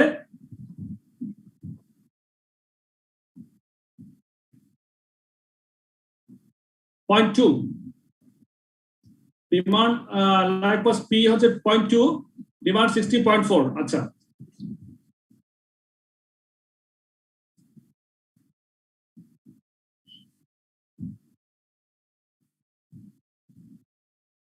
পঁচিশ দিনে 250, 50 ভাগ 250, না এটা কিভাবে করছে, 50 ভাগ 250, 100 ভাগ 50 ভাগ 250 0.2 হয়, ঠিকই আছে। 100 ভাগ আমি হিসাবটা ভুল ভাবতেছিলাম, সেজন্য একটু কনফিউজ হয়ে গেছিলাম। 50 ভাগ 250 0.2, ঠিক আছে, 20%। তারপরে আবার এই যে 100 দিন ভাগ 250 দিন, তাহলে 40% হয় 0.4। আবার 75 ডেজ হইলে 250 দিয়ে ভাগ করলে 30% হয়। তাহলে সে প্রবাবিলিটিটা বের করে ফেললো। তারপরে নাও let's look at the different values of profit or loss depending on the how many salads are supplied and sold. For example, if we supply 40 salads and all are sold, our profits amount to 40 into 2। যদি 40টা সালাদ বিক্রি করি তাহলে আমার profit হচ্ছে কি 2 টাকা করে $80, তাই না? যদি 50টা করি তাহলে আমার profit will be যদি we supply 50 salad but demand but only 40 are sold, তাহলে হলো 10টা আনসোল্ড থেকে যাবে। 10টা আনসোল্ড থেকে গেলে কিন্তু আমার 8 টাকা করে 80 টাকা লস, আর 40 টাকায় 2 টাকা করে লাভ। তো 40 টাকা 2 টাকা করে লাভ হলে আমার 80 টাকা লাভ, আর 10টা আনসোল্ড থেকে গেলে আমার 8 টাকা করে লস, পুরোটাই লস। তাহলে আমার তখন প্রফিট হবে 0। এভাবে করে note to that there is an upper limit to the potential profit in some instances.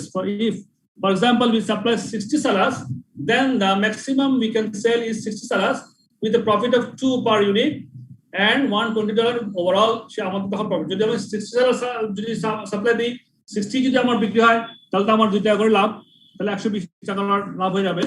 If demand reaches 70 salads, we can still only sell 60 salads. যদি আমরা ডিমান্ড থাকে 70টা সালাদ কিন্তু আমরা সাপ্লাই দিলাম 60টা সালাদ, তাহলে তো আমরা কি হলো, তাহলে আমার ওই প্রফিট 120 হইলো। আমি তো 10টা সাপ্লাই দিলাম না, 60টা সালাদের 2 টাকা হিসেবে 120টা পেলাম। তাহলে এখন একটা পে অফ টেবিলে যদি আমরা সাজাই জিনিস, তখন আমাদের ইজি টু রিড হবে। এই ধরনের এই সব ইনফরমেশনগুলো যখন আমরা একটা পে অফ টেবিলে সাজাচ্ছি, তো pay off table would appear as follows. তখন একটা পে অফ টেবিল সাজালে এইভাবে দাঁড়াচ্ছে। তখন এদিকে দিল সে ডেইলি সাপ্লাই, এদিকে দিল ডেইলি ডিমান্ড। ডেইলি ডিমান্ডের মধ্যে 40 সালাদ, 50 সালাদ, 60 সালাদ, 70 সালাদ, প্রবাবিলিটি যেটা বের করছিলাম 0.1, 0.2, 0.4, 0.3 যেটা হিসাব করে বের করছি সেটা। ডেইলি সাপ্লাই 40টা সালাদ, 50টা সালাদ, 60টা সালাদ, 70 সালাদ। এখন দেখেন ডেইলি সাপ্লাই যদি 40টা সালাদ হয়, ডিমান্ড যদি 40 থাকে, তাহলে আমাদের লাভ হচ্ছে কত? $80। $80। আচ্ছা, 2 টাকা করে, কোনো লাভও নাই লসও নাই। কিন্তু 40টা সালাদ দিলাম, ডিমান্ড আমাদের ডিমান্ড 50 ডিমান্ড, আর সালাদ হচ্ছে গিয়া 80টা। 40টা সালাদ সাপ্লাই দিলাম, ডিমান্ড সাপ্লাই হচ্ছে 40টা, ডিমান্ড হচ্ছে 50টা। তাহলে কি দাঁড়াচ্ছে? 40 × 80,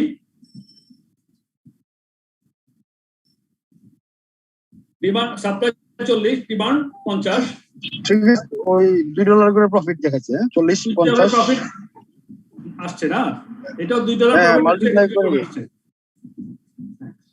ডিমান্ড আছে কিন্তু আমার সাপ্লাই আছে, কিন্তু ডিমান্ড বেশি সাপ্লাই কম, আমার তো কোনো লস নাই এখানে। কিন্তু এখানে দেখেন ডিমান্ড আমার সাপ্লাই হচ্ছে গিয়া 50টা, আবার দেখেন ডিমান্ড হচ্ছে 40টা। এখন সাপ্লাই করে দিছি আমি বেশি, ডিমান্ড ছিল আমার কম, তাতে কি হয়েছে আমার 8 টাকা করে 10টায় লস হচ্ছে কত? 10টা যে 10টা বিক্রি করতে পারি নাই 80 টাকা লস হয়েছে, আর যে 40টা বিক্রি করতে পারছে লাভ হয়েছে কত টাকা? 80। তাহলে 80 টাকা লাভ, 80 টাকা লস, তাহলে আমার পে অফ হচ্ছে কি 0। তবে আমার কোনটা ডিসিশন নেওয়া বেটার হবে? হ্যাঁ, আগে আসেন, আগে এটা শেষ করি, হিসাবটাকে বুঝে নিই আমরা। আবার এটা দেখেন 80টা সালাদ আমার $60 সাপ্লাই করলাম, কিন্তু আমার ডিমান্ড ছিল 40, তাহলে 20টা তো আমার আনসোল্ড রয়ে গেল, তাই না? 20টাই আনসোল্ডে আমার কত টাকা লস হলো? 8 টাকা করে, 160 টাকা, $160 আমার লস হলো। হ্যাঁ, আর লাভ হলো কত টাকা? 40টা বিক্রি করলাম, 60টার মধ্যে 40টা বিক্রি করতে পারছি, 40 × 80 টাকা লাভ করছি। 20টা বিক্রি করতে পারি নাই, 20 × 8 = 160 টাকা লস হলো। তাহলে লস হলো 160 টাকা, লাভ হলো 80 টাকা, যোগ বিয়োগ করলে আমার 80 টাকা লস, নেট লস। ঠিক আছে না? এবার এখন ডেইলি সাপ্লাই 70টা যদি হয় আর ডিমান্ড যদি 40টা থাকে, তাহলে কি আরো লস। 30টা আমার আনসোল্ড রয়ে যাবে, 40টা বিক্রি হবে, 30টা আনসোল্ড হয়ে যাবে। 30টা আনসোল্ড হলে আমার 3/24 $240 আমার লস চলে যাবে, আর $80 আমার লাভ হবে। 240 থেকে 80 বিয়োগ করলে $160 আমার লস হয়ে যাবে। ব্যাপারটা বুঝতে পারছেন আপনারা? সো এভাবে করে করে আমরা পে অফ টেবিলটা সাজালাম। তাহলে এখন দেখেন, this could then be used to determine the expected value from each daily supply level. এখন আমরা কিভাবে করতেছি এখন দেখেন expected value of supplying 40 salads সমান 0.1 80 plus 0.2 80 plus 0.4 80 plus 0.3 80 সমান 80 যদি expected value করি হ্যাঁ 0.1 into 80 0.2 into 80 0.4 into 80 0.3 into 80 sir এই লাইনটা স্যার বুঝলাম না স্যার এটা এখন আমরা এক্সপেক্টেড ভ্যালু বের করব সবগুলা হ্যাঁ যেমন মনে করেন 40 সালাদ যদি 40 সালাদ সাপ্লাই হয় তাহলে আমরা টোটাল যদি করি এই যে প্রবাবিলিটি 1.1 0.2 0.4 0.3 তাহলে টোটাল 1 হইলে এক্সপেক্টেড ভ্যালু কত আসছে আমার তাহলে 0.1 যোগ 0.2 যোগ 0.4 যোগ 0.3 সমান 1 পুরো হয় না তাহলে আমি এক্সপেক্টেড ভ্যালু বের করতে হলে আমাকে সব যোগ করব তাহলে এটা দিয়ে এটা গুণ করে এটা দিয়ে এটা গুণ করব এটা দিয়ে এটা গুণ করব এটা দিয়ে গুণ করব তখন আমার টোটাল আবার আসবে যেমন মনে করেন 50 সাল দেখেন 50 সালতে কি হচ্ছে আমার 0.1 probability into 0 0.2 probability into 100 তাহলে কত হয় 0.4 probability into 100 কত হয় 0.3 into 100 কত হয় তারপরে সব যোগ করলে আমার এক্সপেক্টেড ভ্যালু বের হয় আমার এক্সপেক্টেড ভ্যালু তো একটু আগে শিখছি আমরা একটু আগে এক্সপেক্টেড ভ্যালু যেভাবে শিখছি সেভাবে আপনারা করেন দেখি এটা 50 সালতে করেন যেকোনো একটা করেন ক্যালকুলেটর মানেন না ক্যালকুলেটর করেন তাহলে ক্লিয়ার হয়ে যাবে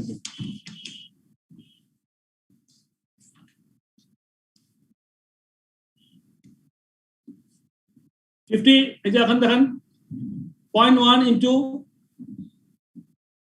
0 plus 0.2 into 100 0.2 into 100 মানে কত 20 0.4 into 100 কত 40 0.3 into 100 কত 30 তাহলে 20 40 30 20 40 60 আর 30 90 তাহলে এটার এক্ষেত্রে 60 ক্ষেত্রে 50 ক্ষেত্রে হচ্ছে 90 যেখানে হিসাব করা বলাই আছে এক্সপেক্টেড ভ্যালু 40 সালের ক্ষেত্রে এক্সপেক্টেড ভ্যালু 80 50 সালের ক্ষেত্রে এক্সপেক্টেড ভ্যালু 90 60 সালের ক্ষেত্রে এক্সপেক্টেড ভ্যালু 80 আর 70 সালের ক্ষেত্রে এক্সপেক্টেড ভ্যালু 30 এবার আমরা তো বুঝে গেলাম জিনিসটা পে অফ টেবিল থেকে আমরা হিসাবটা পেলাম এবার on the basis of expected values এই যে এক্সপেক্টেড ভ্যালুকে বের করলাম the best strategy would be to supply 50 salads and gain expected value of 90 তাহলে আমাদের এইভাবে করে আমরা বেস্ট স্ট্র্যাটেজি যে হবে আমাদের 50 সালাদ করা তাতে হবে কি আমাদের এক্সপেক্টেড ভ্যালুটা সবচেয়ে বেশি হয় 90 হয় মানে 40 সালাদের ক্ষেত্রে 80 হয় 50 ক্ষেত্রে 90 হয়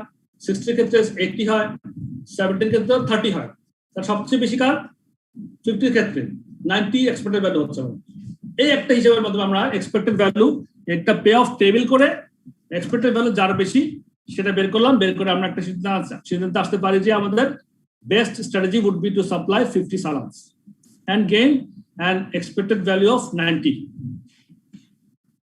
ঠিক আছে আরেকটা দাও আছে এখানে অলমোস্ট একই জিনিস বাট স্যার আজকে এতটুকু থাক স্যার অনেক পড়ে ফেলছি স্যার আমাদের কি সময় আছে এখন আর না স্যার সময় আছে স্যার আচ্ছা এটা ইজি এনিওয়ে নেক্সট ক্লাস এটা করে আমরা ম্যাক্সিমাক্স মিনিম্যাক্স করব তারপরে নেক্সট ক্লাসে এই চ্যাপ্টার শেষ করে দিয়ে আমরা আগায় যাবো ইনশাআল্লাহ সো ঠিক আছে আই হোপ আপনাদের বোর লাগে নাই বোর লাগছে নাকি না স্যার স্যার না স্যার আজকের যে ইলাস্ট্রেশন আমরা যেটা করছি সলিউশন সহজটা স্যার এটা একটু আরেকবার কালকে একটু রিভিউ দিয়ে দিবেন বুঝিনি কোনটা কথা বলছেন স্যার এখন আমরা যে ম্যাথটা করলাম না মানে আগামী ক্লাস আমরা এটা দিয়ে আবার যদি কি শুরু করি তাহলে স্যার একটু ভালো হতো এটা তো স্যার একটু গ্যাপ ছিল আর কি হ্যাঁ আগামী ক্লাসে এটা ওই যে পরে যেটা আমরা এটা ঠিক আছে একটু ভালো হয়